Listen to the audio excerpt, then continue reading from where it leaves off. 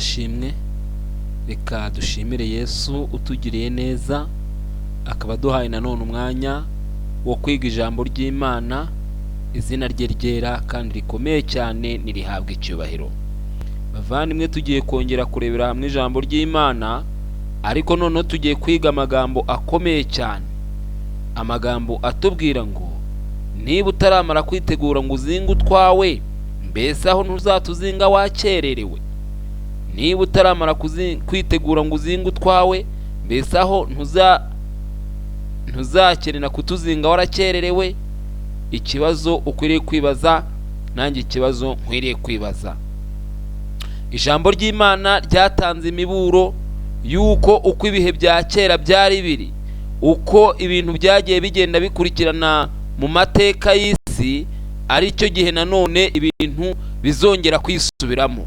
Mu bihe bya kera hagiye habaho ibihe byinshi, ubwo abana b'Imana babaga bibasiwe cyane, badafite umudendezo, nta mahoro n'umutekano bahabwa n'isi. Kandi ibyo bihe byagiye birangira, bamwe muri bo bishwe, abandi bakagirirwa nabi mu buryo bukomeye cyane.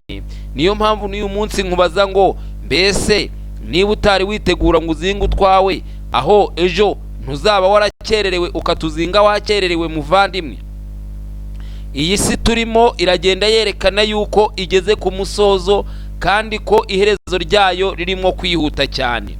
Abantu nabo bakomeje gusinzira nkaho nta kintu cyabaye, nta kintu bitayeho rwose. Barareba bakitegereza mu isi, bakabona ibintu biri nk'uko byahoze. Nyamara ijambo ry'Imana ryatanze umuburo yuko igihe abantu bazaba bavuga ngo ni amahoro, ni amahoro, nta kibi kiriho, nibwo kurimbuka kuzabatungura, kandi ntibazabasha kugukira na hato. Uyu munsi tuje kugira ngo twongere turebere hamwe amagambo y'Imana, cyane cyane atwereka muri ibi bihe biheruka turimo. Murimo murabona ukuntu turi mu bihe bikomeye cyane, ndetse tukaba noneho tugaragarizwa neza yuko twegereye urugabano rw'isi horaho, kandi ibihe by'akaga gakomeye cyane ijambo ry'Imana ryavuze bidashobora kuba byasubizwa inyuma na hato, nabyo twaba turi kugenda tubisatira. Ariko abantu benshi ntabwo bashaka kumva uwo muburo, ntabwo bashaka kumva yuko hari ikidasanzwe kiri kubera mu isi. Bakomeje kwiberaho nk'uko bisanzwe, nyamara ibihe by'akaga byo biradusatiriye cyane. Ibihe bidashobora kuba byakihanganirwa n'umuntu uwo ari we wese, bigomba kuzajya ku bwoko bw'Imana bwacungujwe amaraso ya Kristo, ndetse ariko ntibuzagera ku bwoko bw'Imana gusa. Muri rusange isi yose igomba kuzahura n'ako kaga gaheruka ko mu gihe giheruka. Abantu benshi bumva batuje bamerewe neza, bitewe n'uko batekereza yuko ahari nta kindi kintu gishya kidasanzwe kirimo kuba mu mibereho y'abatuye isi, cyangwa se mu manama agenda akorwa n'abayobozi b'isi bagiye batandukanye. N'ubu ngubu turi muri COP29, aho ubuyobozi busa naho buri kugenda bwerekana ibyatuma habaho irwanywa ry'ihindagurika ry'ibihe, kandi tukaba tuzi mu byanditswe byera twebwe ibyo bintu icyo bisobanuye nk'Abadivantiste. Nyamara abantu benshi bakomeje gusinzira, bibereye mu mutuzo wabo usanzwe, ntabwo bumva ko hari ikintu kidasanzwe kiri kuba. Nyamara ibihe by'impinduka, ibihe bikomeye cyane byamaze kugera mu isi, kandi abantu benshi bagomba gukanguka bakamenya neza yuko ibyo bihe twamaze kubigeramo.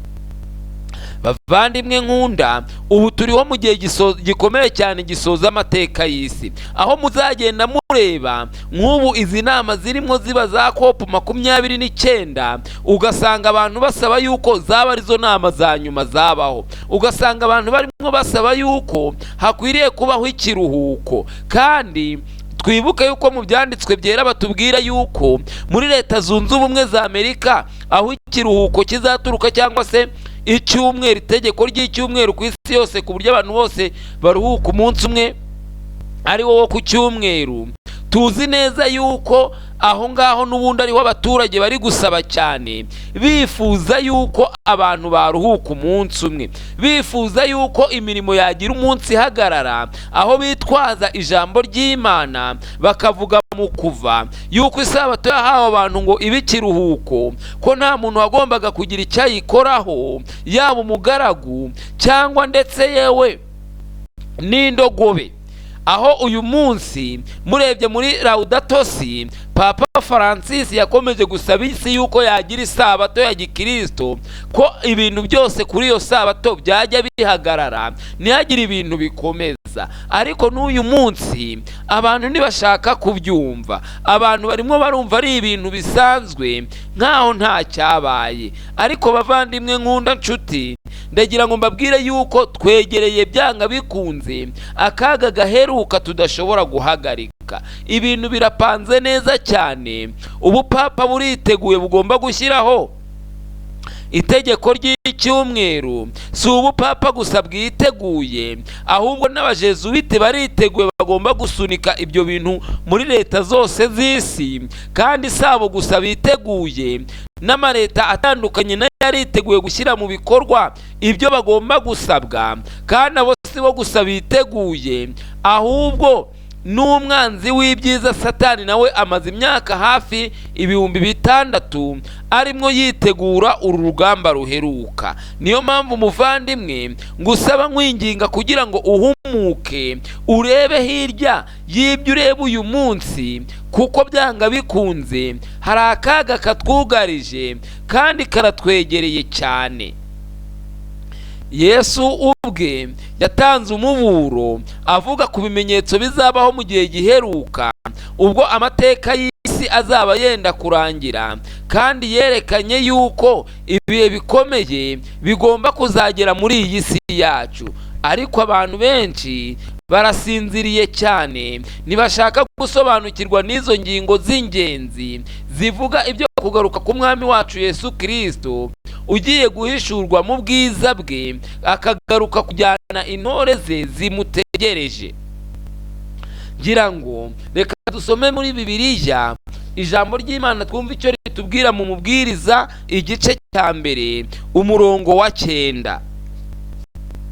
Igitabo cy'Umubwiriza igice cya mbere umurongo wa 9, twumva amagambo ahari, amagambo akomeye cyane Imana yifuza yuko twasobanukirwa, kandi tukamenya yuko ari ryo hame rigomba kongera gukoreshwa. Nk'uko byagenze mu bihe bya kera, niko bigomba kongera no kugenda.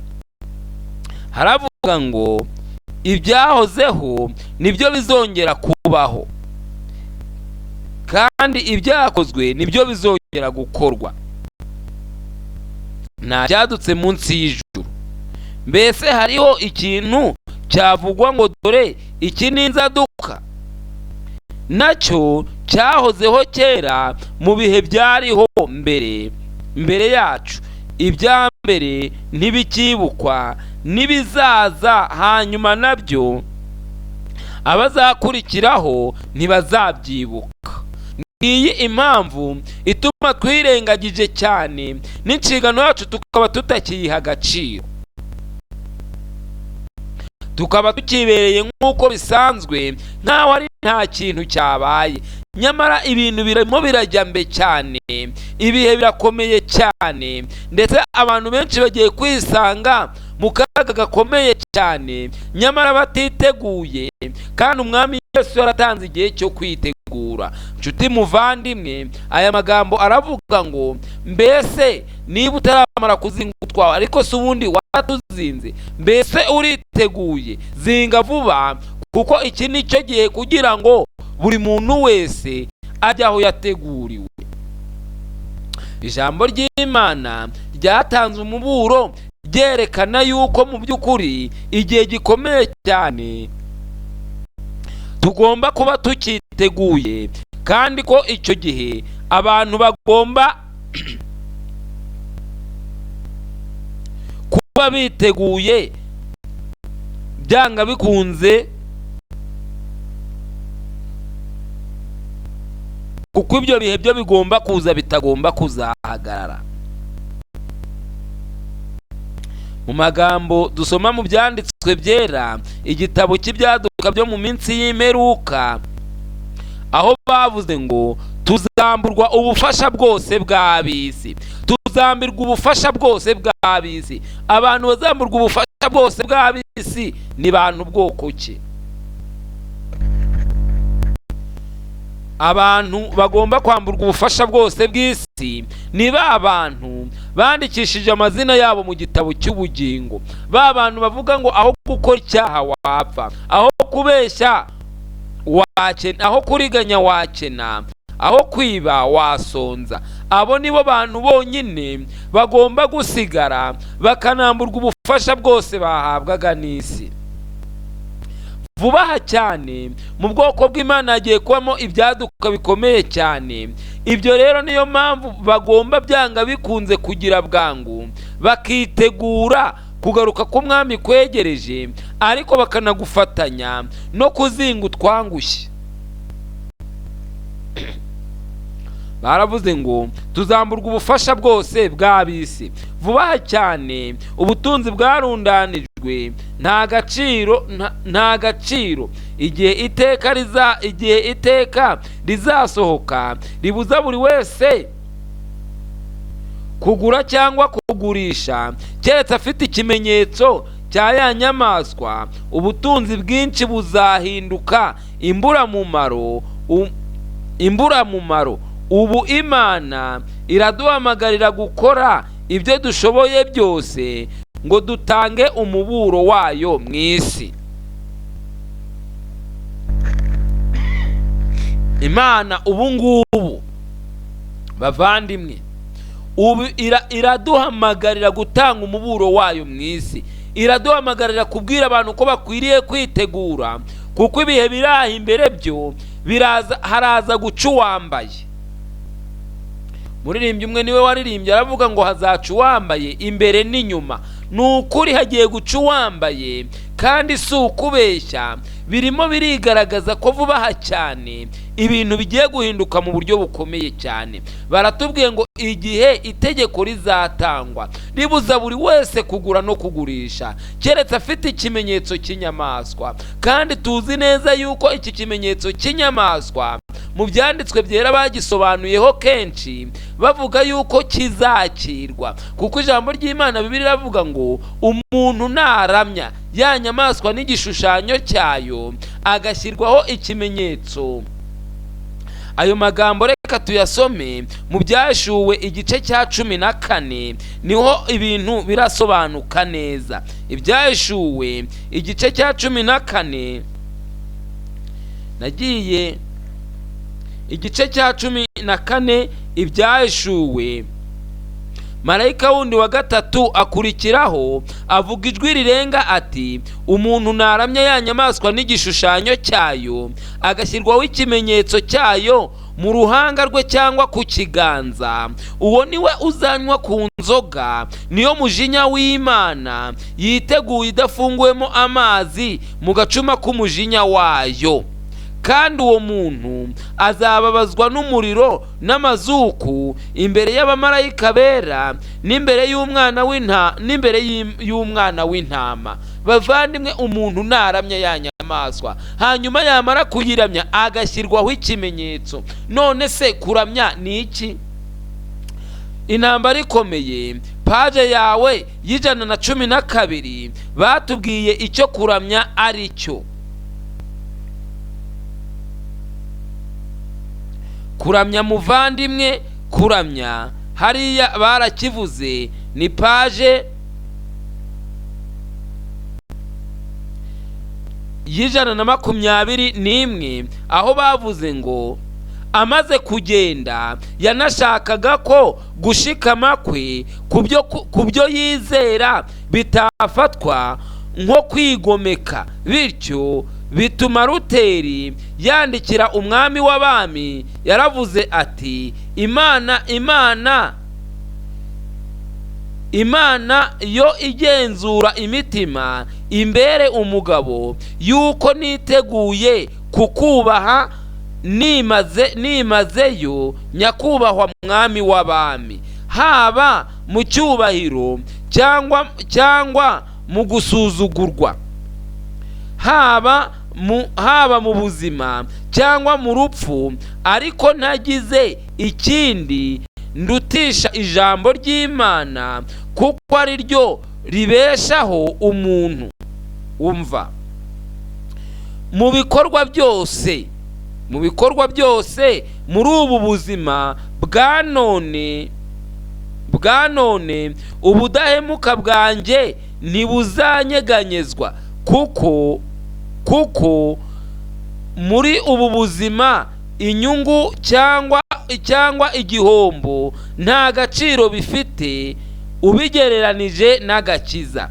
Ariko mu birebana n'inyungu z'iteka ryose, ntabwo Imana ishaka ko hagira umuntu wumvira undi, kubera ko kumvira nk'uko mu byerekeye iby'umwuka niko kuramya nyakuri, kandi nta wundi kwagenewe uretse umuremyi wenyine. Hano rero twari turi kuri iri jambo rivuga ngo umuntu naramya ya nyamaswa n'igishushanyo cyayo.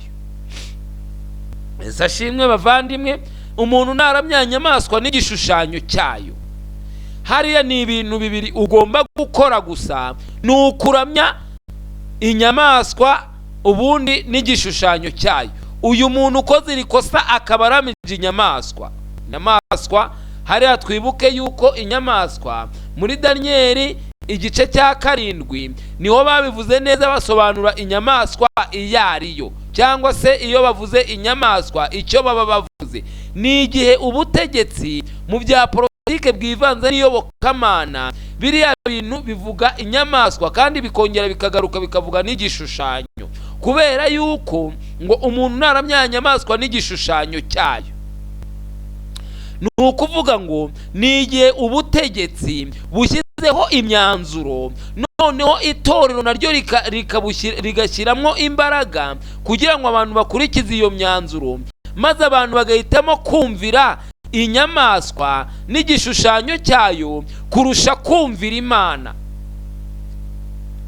Iyo abantu bakoze iryo kosa ryo kumvira inyamaswa n'igishushanyo cyayo kurusha kumvira Imana, ibyo ngibyo nibyo bivuga ngo uyu muntu nakora iryo kosa akumvira iby'inyigisho zashyizweho n'idini na leta, yarangiza akemera gushyirwaho ikimenyetso bitewe n'uko yumvise izo nyigisho zikamucengera zikamujyamo, akumva akwiriye kuzumvira, hanyuma uyu muntu azahita yemererwa gushyirwaho ikimenyetso byanga bikunze, kuko nta handi bizigishirizwa, ntabwo ari mu kabari, ntabwo ari muri sitade, ahubwo ni ibintu bizigishwa kandi byigishirizwe mu madini kugira ngo umuntu abashe gushyirwaho ikimenyetso. Ntabwo ari ibintu bizizana, ahubwo ijambo ry'Imana riratubwira ngo abagenda birekurira ni ruto mu mihati y'isi, mu kumvira iby'isi isaba bazisanga bitabagoye bagomba kumvira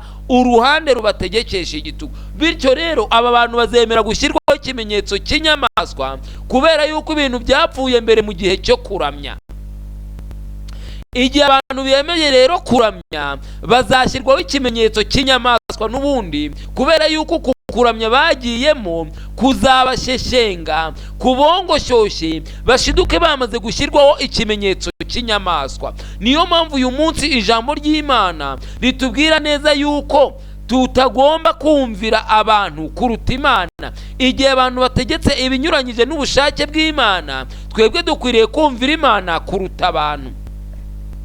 Kandi ijambo ry'Imana ryerekanye neza yuko mu by'ukuri abahagarara muri bene uwo murongo ari bo bonyine bashobora kuzasigara bashikamye mu gihe giheruka kiri imbere, kiri ahangaha imbere, ubwo isi yose igiye kuryozwa, buri muntu wese akabazwa ibyo yakoze, byaba ibyiza cyangwa ibibi.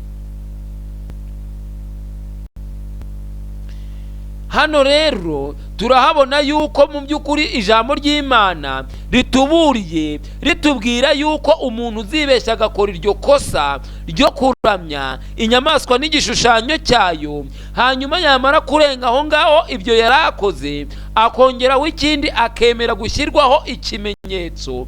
Iri jambo gushyirwaho ikimenyetso muryumve neza, ni ijambo ryerekana yuko ni ikintu kizashyirwaho, kuko ntabwo ari ikintu, ni ikintu kizashyirwaho, hagomba kuba hari uzagishyiraho n'uzagishyirwaho, kandi ntabwo azagishyira ku itama, ntabwo azagishyira ku kaguru, ahubwo batubwiye ngo ku ruhanga cyangwa ku kiganza. Reka nongere nyasome. Bavuze ngo marayika wundi wa gatatu akurikiraho avuga ijwi rirenga ati, umuntu naramya ya nyamaswa, umuntu naramya ya nyamaswa n'igishushanyo cyayo agashyirwaho ikimenyetso cyayo, agashyirwaho ikimenyetso cyayo mu ruhanga cyangwa ku kiganza. Bazashyira ahantu habiri honyine. Ubwo niba kizana bagishyira ku kibuno, nyabuneka uzavuga uti iki ntabwo ari cyo kimenyetso. Niba bari kugishyira ku gutwi, uzavuga uti iki si cyo kimenyetso. Ariko nubona baje bareba mu ruhanga, ukabona baje bareba ku kiganza, aho ngaho uzatinyemwo, uzatinyemwo. Nubona bari kureba ku ruhanga, ukabona bari kureba ku mpanga cyangwa mu ruhanga, ubundi warangiza ukabona bari kureba mu kiganza. Impamvu y'ibyo barayisobanuye neza, baravuga ngo hari igihe umuntu yaba adafite amaboko ariko akaba afite iki? Akaba afite umutwe, kuko nta muntu wabaho adafite umutwe. Bityo rero udafite akaboko ngo agatege agomba kuzatega uruhanga. Rero ijambo ry'Imana riratubwiye ngo uwo nguwo umuntu watinyutse kuramya inyamaswa n'igishushanyo cyayo agashyirwaho ikimenyetso mu ruhanga cyangwa ku kiganza, uwo ni uzanywa ku nzoga, kandi ntibasobanuye ikiganza icyo ari cyo. Ubwo nibaza bareba ku kiganza ukure mwakawe, nibaza bareba ku kaguru utege, kuko ntabwo ari cyo. Umva rero, kubw'uko abantu benshi bari kwanga gushyirwaho ikimenyetso, hano hari icyo bavuze. Baravuze ngo vuba cyane ubutunzi bwarundanijwe buzata agaciro igihe iteka rizasohoka ribuza buri wese kugura cyangwa kugurisha keretse afite ikimenyetso cy'inyamaswa. Ubutunzi bwinshi buzahinduka imburamumaro. Ubu Imana iraduhamagarira gukora ibyo dushoboye byose ngo dutange umuburo wayo mu isi. Umva, igihe kiregereje ubwo tutazashobora kugurisha ku giciro icyo ari cyo cyose. Bana b'Imana, bagiye kugera mu gihe, igihe kiregereje. Hariya igihe kiregereje, ndagira ngo nkubwire ko ubu ngubu ibintu byamaze gushyuha, abera batashye, ibintu byashyushye byageze aho biryoshye, kandi bene Yesu barimo baregera Yesu rwose. Ibintu byashyushye, hirya i Roma byashyushye, mu Burayi byashyushye, muri Amerika byashyushye, muri Aziya byashyushye, muri Afurika byashyushye, muri Amerika byashyushye, mu Rwanda byaryoshye. Nimuhumure twatashye. Inama zirakorwa buri munsi, barimo bariga uburyo, bagenzura uburyo ki bagenza umuntu wanga gushyirwaho ikimenyetso. Buriya nubona bari kuvuga bati nyabuneka, ukabona bari kuvuga bati turi gushaka amategeko agenga gahunda runaka, agenga ibijyanye n'iby'iyobokamana, ariko atari ibindi, agenga ibijyanye n'iby'iyobokamana. Ukabona barimo baravuga bati dushaka amategeko agenga ibijyanye no gusenga. Ukabona barimo barashakisha, bagenda amageza yose bashakisha bibasira hariya ngo bibasira umuntu usenga, ukabona barimo baribasira umuntu usenga nkaho hari ikindi kintu yakoze kidasanzwe. ujye umenya yuko ibintu byakomeye, abantu bariteguye impande zose ziriteguye, cyakoze ubwoko bw'Imana burasinziriye. Abantu b'Imana barasinziriye, sinzi ikintu wakora ngo bakangure ubereke yuko twageze mu kaga gaheruka kandi Kristo agiye kugaruka tugataha.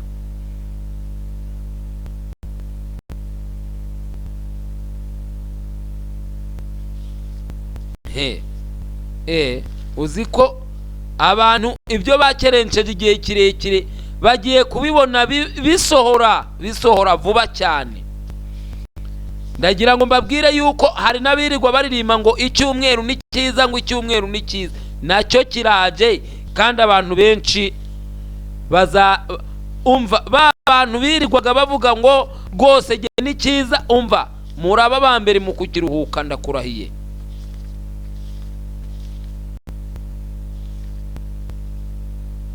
Dimanche abantu birirwa baririmba ngo dimanche ngo nitangazwa, ngo dimanche nitangazwa. Aha yaje hariya muri kopo 28 ujye urebe ibintu utegereje, umeze nk'uko wajya gutegerereza ku mugani, ukaba wagenda ukavuga ngo ugiye gutegereza imodoka, ariko warangiza ugiye gutegerereza imodoka aho kujya muri gare ugahita wigira ku kibuga cy'indege cyangwa ku mwaro w'inyanja, ukumva yuko ibintu bitaje nyamara byaje. Ntewe impungenge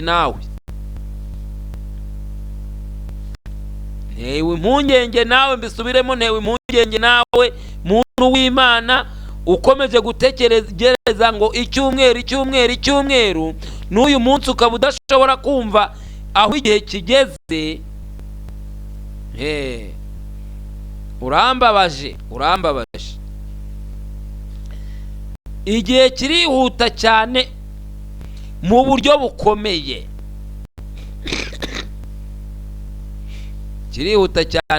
bukomeye, ku buryo umuntu wenyine uraza gusigara. Mwibaze yuko ijambo ry'Imana ryavuze ngo ni bake abanyabwenge bake. Ubundi ubwenge bujya bugirwa n'abantu bake, niko gake ubwenge bumenywa n'abantu bose.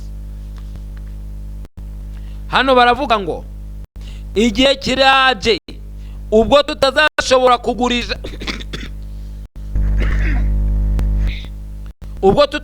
kugurisha ku giciro icyo ari cyo cyose, kabone n'ubwo baduhenda.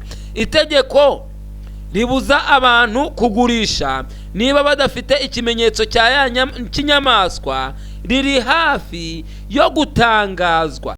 Ni ikintu gisa naho cyamaze gukorwa muri leta ya California mu gihe gito gishize. Umva, nyamara nta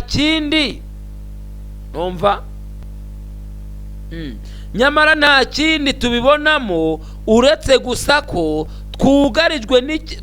twugarijwe n'irekurwa ry'imiyaga ine. Umva, kuri ubu ngubu iracyafashwe n'abamarayika bane kandi ntituritegura.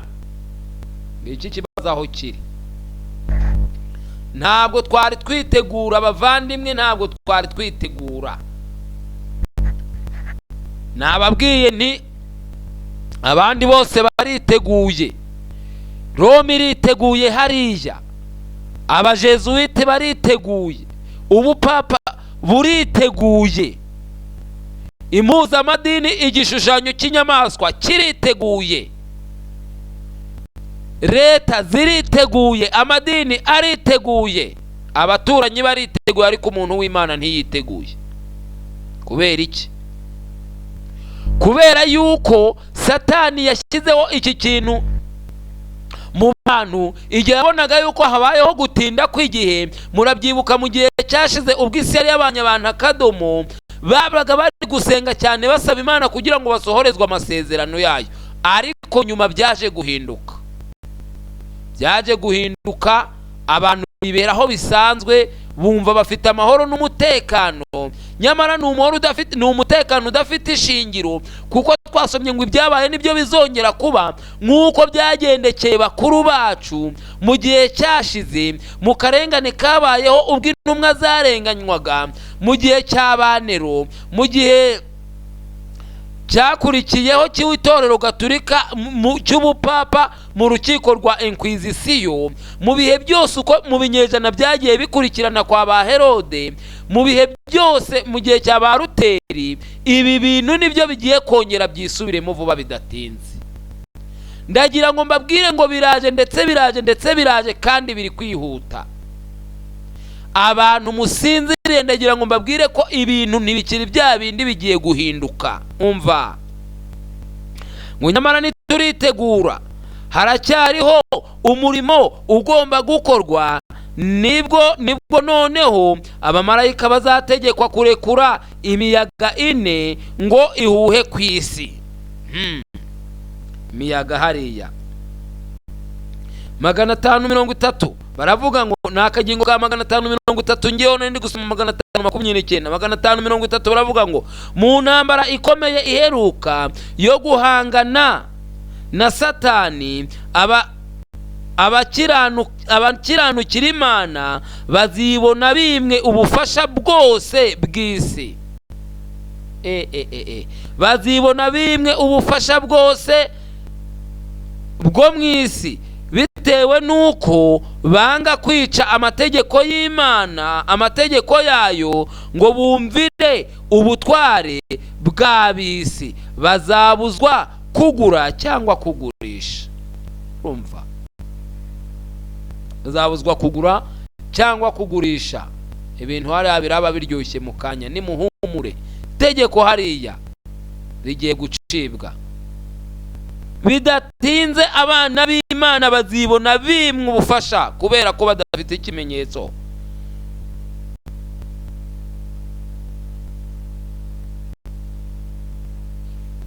Kubera ko banze ikimenyetso. Kwanga ikimenyetso bizakururira abantu akaga gakomeye cyane. Hano baravuga ngo 504 baravuga ngo tugomba kumvira Imana kuruta abantu. Ibyaduka byo mu minsi imeruka, akagingo ka 504. Ubu abari mu ruhande rw'ukuri barahamagarirwa guhitamo ari ukwanga burundu ijambo ry'Imana, ari no guhara umudendezo wabo. Turamutse twumviye ijambo ry'Imana tukemera n'imigenzo n'imihango by'abantu, twazashobora gukomeza kubana n'abantu, tugura kandi tugurisha, no kubona uburenganzira bwacu bwubahirijwe. Ariko nituramuka dukomeje kumvira amategeko y'Imana, bishobora kuzatubyarira gutakaza uburenganzira bwacu, bitewe nuko abanzi b'amategeko y'Imana bihurije hamwe kugira ngo bashenjagure amahitamo yihariye ya muntu mu bigendanye no kwizera mu by'iyobokamana, no kugira ngo bagenzure imitima ihana y'abantu. Kugenzura hari imitima ihana y'abantu, atari ibintu bishya, atari ibintu bibayeho bwa mbere. Ibi bintu byabayeho mu gihe cya kera bigiye kongera kubaho. Abantu bamaze guhumishwa na Satani ntibazi yuko ari ibintu bigiye kongera kubaho. Barirebera bakibwira yuko isi ifite umutekano, nyamara icyo bita umutekano nicyo kintu kigiye kubaho gikomeye cyane mu mateka y'isi, kizarangiza gishenjagwe guhitamo kwa muntu mu by'iyobokamana. Abantu bagiye kuzahatirwa gusenga mu buryo igishushanyo cy'inyamaswa n'inyamaswa bishaka. Ibi bintu ntabwo bishyize kera. ntabwo ari ibintu bizamara imyaka myinshi, ni ibintu biri aha ngaha imbere yacu, imbere bugufi rwose biragaragara. Yesaya niwe wigeze kuvuga ngo iyaba amaso yanjye yarabaye isoko y'amarira, nanjye yaba byashobokaga nkabona ubushobozi mbwiza abantu yuko ubu twegereje akaga gaheruka, yuko ibintu birimo guhinduka vuba cyane, kandi ko vuba cyane ibyo tutari twiteze tugiye kubona bisohora. Ariko ntacyo nakora. 505 ubwoko bw'Imana buzemera ko ubutegetsi bw'abantu bwashyizweho n'Imana, kandi ko binyuriye mu mahame y'icyitegererezo buzigisha ko kubwumvira ari inshingano yera igihe cyose ubutegetsi butararenga ingabano bwashyiriweho n'Imana. Ariko igihe ubutegetsi buhanganye n'amategeko y'Imana, tugomba kumvira Imana kuruta abantu. Ijambo ry'Imana rigomba kumvirwa no kubahirizwa nk'ubutware buruta itegeko ry'umuntu iryo ari ryo ryose. Uku niko Uwiteka avuze, nta na rimwe igomba gusimbuzwa na uku niko itorero rivuze, cyangwa ngo niko leta ivuze. Yego, niko leta ivuze. Ikamba rya Kristo rigomba gushyirwa hejuru y'amakamba yose y'ibikomangoma byo mu isi. Abana b'Imana bagomba kumvira Imana kuruta abantu. Hariya tugomba kumvira Imana kuruta abantu. Itorero ryavuze oya, leta oya, ahubwo itegeko ry'Imana rigomba kumvirwa. Igihe amategeko y'Imana yirengagijwe, ariko igihe ubutegetsi buhanganye n'amategeko y'Imana hariya, amategeko y'Imana, itegeko rya mbere rivuga ngo iki? Mu mategeko y'Imana itegeko rya mbere rivuga ngo iki? Ndi Uwiteka Imana yawe yagukuye mu gihugu cya Egiputa, ntukagire izindi mana mu maso yanjye. Itegeko ryerekana yuko Uwiteka ukwiriye icyubahiro wenyine. None amategeko aravuga ngo dukwiriye gusenga, ariko hakaza andi mategeko avuga ngo mugomba gusenga gutya. Yesu uko yasengaga ntikwanditseyo, kwanditse muri Bibiliya ko yasengaga, niko n'ubwoko bwe bugomba gusenga. Yigeze kubibwira umugore w'Umusamariya, aramubwira ati mugore nyizera, igihe kiraje ndetse kirasohoye ubwo abantu batazaba bagisengera data kuri uyu musozi, ahubwo ngo basenga mu kuri no mu mwuka nibo bazaba basenga data bonyine. None ibihe by'akaga bitwegereye, abantu benshi ntibarimo babyumva, bazi yuko ari ibintu bisanzwe. Ntabwo ari ibintu bisanzwe. Roma iriteguye hariya, ije gucakirana n'abantu b'Imana.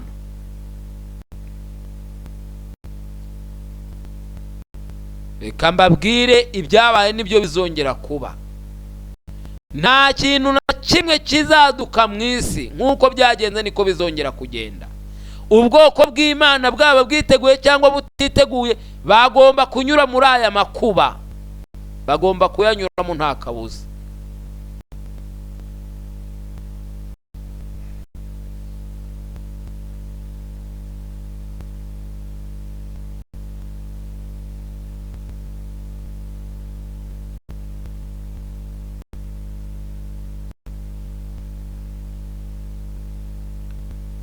Mbese ko mbona igihe kirimo cyihuta, abantu bacu biteguye yuko akaga kariho kadusatiriye ndetse kageze hafi cyane. None wambaza ngo ese ko wavuze ngo ni ukuzinga utwangushye, tugomba kutuzinga tukajya he? Intambara ikomeye, page 444. igihe amategeko ya leta zo ku isi azaba atakibasha kurinda abakomeza amategeko y'Imana. Gihe ki? Igihe amategeko ya leta zo ku isi azaba atakibasha kurinda abakomeza amategeko y'Imana, mu bice byose by'isi hazaba umuvurungano wo gushaka kurimbura ubwoko bw'Imana. Ubwo igihe cyagenwe n'itegeko teka kizaba cyegereje, abaturage bazagambana rwihishwa ngo batsembe hakiri kare. Hazaba hagambiriwe ko mu ijoro rimwe gusa hazaba ubwicanyi butababarira n'umwe. Bamwe mu bana b'Imana bazaba bafungiwe muri kasho zicuza umwijima, abandi bazaba bihishe mu mashyamba no mu bihanamanga bakomeje gutakambira Imana ngo ibarinde. Aho niho nashakaga kuzinga karagukerekeza rero. Ngaho ahantu ubwoko bw'Imana buzaba buri nta handi nihe. Umva, bamwe mu bantu b'Imana bazaba bafungiwe muri kasho zicuza umwijima, ngubwo ubuturo bw'ubwoko bw'Imana, kasho zicuza umwijima hariya. Abandi bazaba bihishe mu mashyamba, urabyumva neza, no mu bihanamanga bakomeje gutakambira Imana ngo ibarinde. Mu gihe ku mpande zose z'isi abantu bitwaje intwaro z'intambara kandi bayobowe n'abamarayika ba Satani bazaba barimo kwitegura kubamarira ku icumu. Icyo gihe nibwo Imana ya Isirayeli izarogoya imigambi yabo ikarengera ubwoko bwayo yatoranyije. Ubwoko bw'Imana hariya buzaba bwibasiwe cyane, baba bamerewe nabi cyane mu buryo bukomeye cyane. Hagiye guca uwambaye bavandimwe. Sinzi aho ugeze imyiteguro, ariko itegure. Ibintu ntabwo amazi akiri yayandi, ibintu byahindutse. Inama ziri gukorwa, nta nama ishobora kubaho ngo umuntu usenga aribasiwe cyane. Uri kujya kwitegurira hehe? Nicyo kibazo. Twahawe agahenge kugira ngo tujye kwitegura bya bimbeza. Aho uriteguye?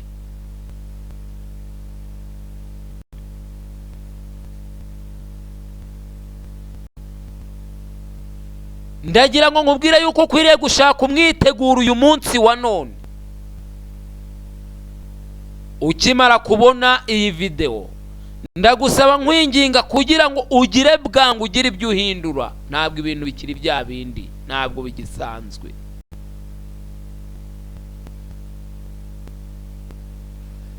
Igishushanyo cy'inyamaswa ni impuzamadini, mbese iriho cyangwa ntiriho?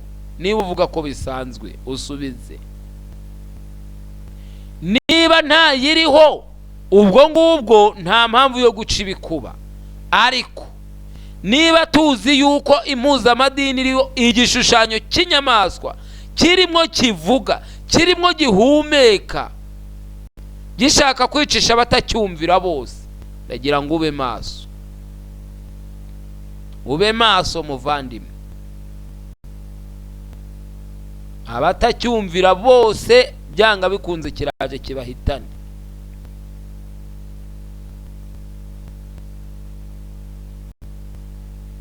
Igishushanyo cy'inyamaswa, abantu bagomba guhangana n'igishushanyo cy'inyamaswa ni abantu bari mu mwiteguro neza muri iki gihe.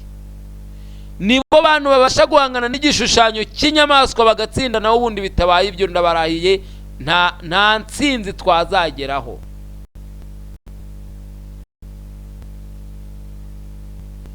Itegeko teka riri hafi gutangazwa kandi ntabwo rizavuguruzwa n'abaturage b'isi.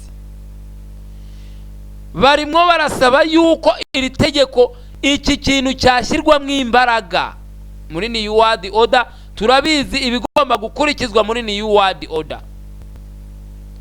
Icyambere, abantu bose bagomba kuba basenga umunsi umwe, kuruhuka umunsi umwe, isabato. Icya kabiri, hagomba kuba hariho uburyo bw'imikorere, imigurire bumwe mu isi yose. Hazaba hakoreshwa ifaranga ry'ikoranabuhanga, digital currency. Icya kane, abantu bose, abaturage bo mu isi yose bagomba kuba bafite irangamuntu y'ikoranabuhanga, izaba ikomatanyije n'iryo faranga, irangamuntu koranabuhanga, karita faranga, digital ID. Kandi ibi bintu, iyi karita nta nubwo ntijya mu ikofi, ahubwo ngo ni munsi y'uruhu rw'umubiri w'umuntu. Ngiryo rero, abana b'Imana bagomba kuba biteguye, kuko batubwiye ubuturo bwacu aho buri. Batubwiye ngo bamwe mu bantu b'Imana bafungiwe muri kasho zicuza umwijima, abandi bazaba bishe mu mashyamba no mu bihanamanga, bakomeje gutakambira Imana ngo ibarinde. Mu gihe ku mpande zose z'isi abantu bitwaje intwaro z'intambara kandi bayobowe n'abamarayika ba Satani bazaba barimo kwitegura kubamarira ku icumu. Icyo gihe nibwo Imana ya Isirayeli izarogoya imigambi yabo, ikarengera ubwoko bwayo yitoranirije. Wowe urimo kwitegura? Ufite umwiteguro? Kwibihe turimo tubona yuko byamaze guhinduka, ibintu byatangiye gufata indi ntera, ndetse ko ijuru abera baritashye ryahumuye. Ufite mwiteguro ki?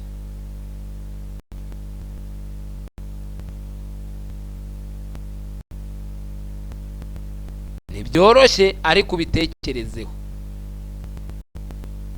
Ubitekerezeho muvandimwe, ntibyoroshye ariko ubitekerezeho. Abana b'Imana bagiye kunyura mu gihe kidasanzwe, mu gihe gikomeye cyane. Itegeko teka hariya rimara gucibwa, abana b'Imana batangira guhigwa bukware. Biragaragara yuko ibi bintu ari ibintu bigiye kuba vuba cyane. Umuntu wese utiteguye araza kubona icyo ngo ni imbwa yakiboneye ku mugezi. Umuntu wese udafite umwiteguro uhagije, ndagira ngo mbabwire ngo ibintu byahindutse, ibintu byahindutse hariya.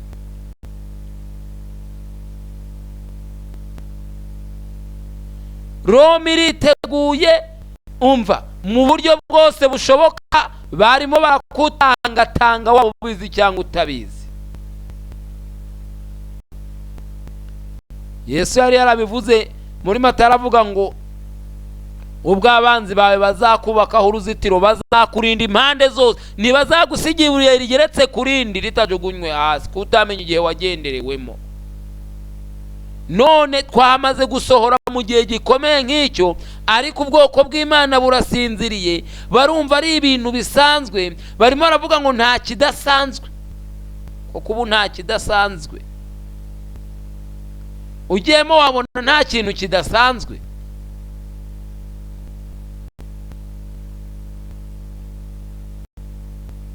Wabona ibihe uko byahoze biri ariko bikiri.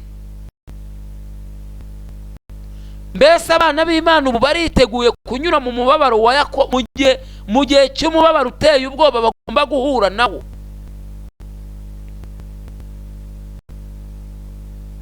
Hari umubabaro uteye ubwoba abana b'Imana bagomba guhura nawo, bagahigwa bukware hasi hejuru, kugeza ubwo umuntu w'Imana wenyine ari uzasigara. Umva, reka mbabwire, twegereje ibihe bikomeye cyane.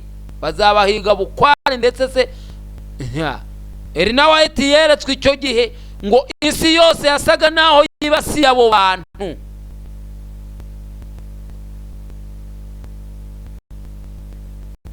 Bari bahagurukiwe bikomeye cyane, bahagurukiwe.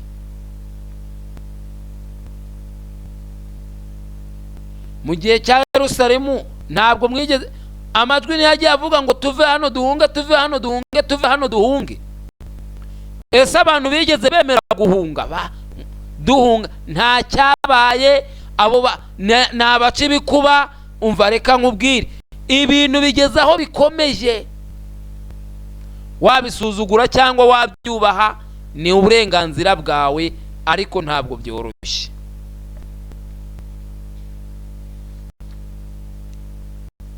Kristo yatanze ibishoboka byose kugira ngo abantu bajye kwitegura, ariko dore ikibazo, ntabwo dufite umwiteguro uhagije, ahubwo twimereye nk'abantu turasinziriye nk'uko bisa ngo hari benshi bumva baguwe neza, bakidamarariye nk'uko byahoze. Ariko niba ariko byahoze, ngo yokeje n'umuserebanya,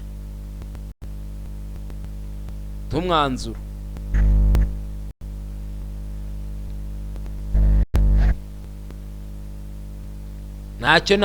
ntacyo wakoresha ngo uburire umuntu n'ubundi utabishaka. Ariko bavandimwe, ndagira ngo mbabwire yuko ubu ngubu ibintu byacu byamaze gusubirwamo, birimo birigwaho neza. Fa kuba usenga Imana gusa mu kuri no mu mwuka, ukurikiza icyo Kristo yakoraga, nk'uko yavuze ati munyigireho.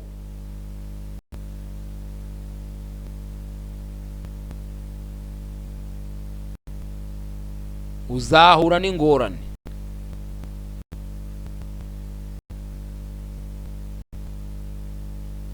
Ibihe bikomeye kandi biteye ubwoba biradusatiriye bavandimwe. Twegereye akaga gaheruka. Ubu dukeneye imbaraga nyinshi cyane, ku buryo tugira imbaraga nk'izaba waridensi. Nibo bantu nabonye bari bafite imbaraga. Umva uko babavuzeho amagambo akomeye cyane. Umva, muri za gereza, abo mu gihe cyashize aho babajyanye nihe? Muri gereza, ku mambo no mu mbago, intungane n'abishwe bazira kwizera kwabo bahamirije ukuri. Uko imyaka ihita indi gataha, niko haturwaga amagambo yatura kwizera kwabo n'ibyiringiro bari bafite. Amaze kwemera bidasubirwaho iby'umuzuko wa Kristo, kandi ko kubw'ibyo nawe azazuka ubwo Kristo azaba agarutse. Umwe muri abo ba Kristo yaravuze ati, basuzuguraga urupfu bakagaragara ko barurusha imbaraga. Ngaba abantu b'Imana uko bari bahagaze mu gihe cyashize, bari bafite umwiteguro urenze uwo dufite ubu. Natwe rero dukeneye umwiteguro byanga bikunze.